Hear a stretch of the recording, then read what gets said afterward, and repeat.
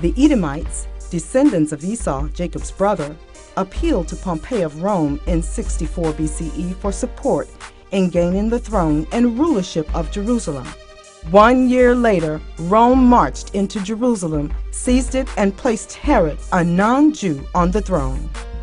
Told of the prophecies of a king who would take David's throne and rule forever, Herod ordered the death of our male infants 2 years old and under. Trying to prevent prophecy, he fulfilled it when he, a descendant of Esau, gave orders to kill the descendants of Jacob as Esau swore he would do. With Yeshua the Messiah's redeeming sacrifice for Israel complete, the Jews could now be expelled from the land. The curses, in full effect, had begun. Even the Messiah, himself a Jew, suffered the curse of the law, for it is written, "Cursed is everyone that hangeth on a tree." The stake, the crucifix, is a symbol of death, and is also a sign of the curse. Many zealous African Americans wear and revere these so-called emblems of faith, but remember, crosses are found at grave sites because the dead are there. Romans tolerated the so-called Hebrew leadership in Jerusalem until civil order was threatened. Crucifixion was the Roman method of torture and death for criminals, rebels, and outcasts. As repeated rebellions rose, Rome began to crush Jerusalem, crucifying millions of our men as demonstrated in the movie Spartacus. The Romans lined up the bodies of our men along the Appian Way, all the way to Rome, as examples of what happens to those who rebel. In 66 AD, a revolt by Hebrew Israelite zealots brought new Roman forces to Jerusalem, causing many of our people to flee into Africa again to hide. Yahweh shall cause you to be smitten before your enemies. You shall go out one way against them, and flee 7 ways before them, and you shall be removed into all the kingdoms of the earth. Deuteronomy 28, verse 25. In 70 AD, more Roman legions were sent to siege Jerusalem and destroy the temple. Occurring at Passover, the land and the people were decimated. The temple was torn down brick by brick, stripped of its gold and set on fire. The trees were uprooted and burned as well. Romans even cut open corpses to remove gold coins supposedly swallowed by those trapped inside the temple.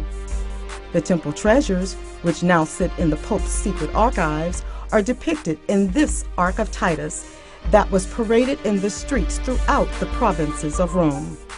Thousands of commemorative coins like these inscripted, "Judea captured," were made by melting some of the temple gold.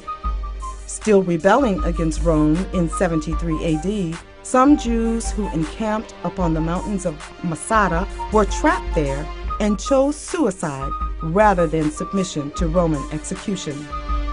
The final rebellion for freedom was in 132 AD, sparked by reports that the Romans were erecting a temple to Jupiter on the site of the Holy Temple. The Bar Kokhba rebellion lasted 3 years, but Zion would continue to be trampled by the Gentiles until their fullness comes in as prophesied. The controversy over Zion increased after 70 AD. The curses were in full effect against Zion the people, and so was the curse upon Zion the land. Inhabited by strangers, Jerusalem was occupied by the Edomites. The Arabs seized control in 638 through 750 AD when the Christian Crusaders invaded Jerusalem to free it from the infidels. But it was the Roman Gentiles who decimated the holy people in the land in the first place. The city declined under the Christians over the next 700 years when it was captured in 1517 AD by the Ottoman Turks, descendants of the Mongolian Asians. Supposedly under Turkish rule, the curse on the land was obvious as Jerusalem lay barren and desolate. Then shall the land enjoy her Sabbaths. As long as it lies desolate, and you be in your enemy's land, even then shall the land rest and enjoy her Sabbaths. Leviticus chapter 26, verse 34. A few years before Israel was made a state, The land was important to no one, including the Turks, as you can see.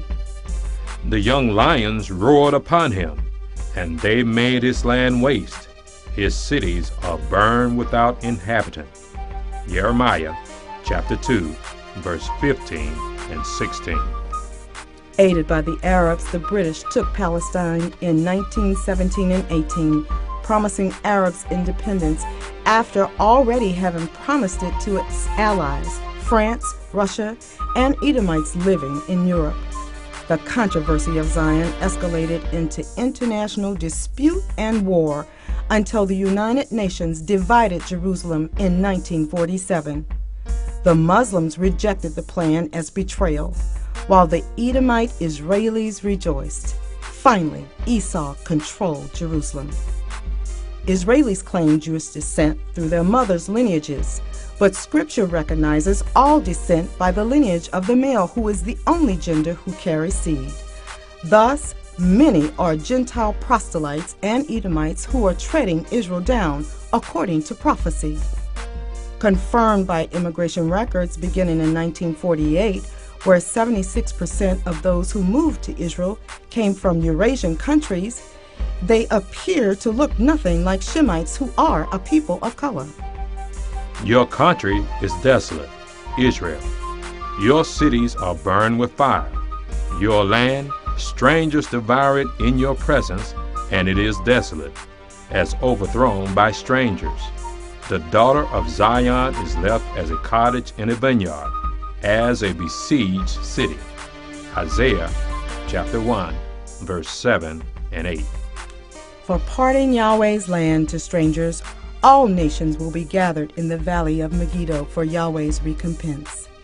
Please stay tuned for part 2, where we will explore the curses upon modern-day Israel according to prophecy.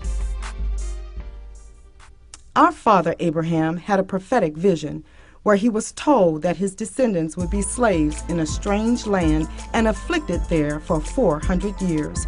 His seed would be serving the Africans in the salt, copper, and gold mines of Africa. Assisted by Muslim Arabs, Africans then sold their Hebrew slaves to Europeans, looking for free laborers to keep their system of capitalism flourishing throughout the world. Deuteronomy 25 and 48 said, "We would serve Gentiles in hunger, in thirst, in nakedness, and in want of all things."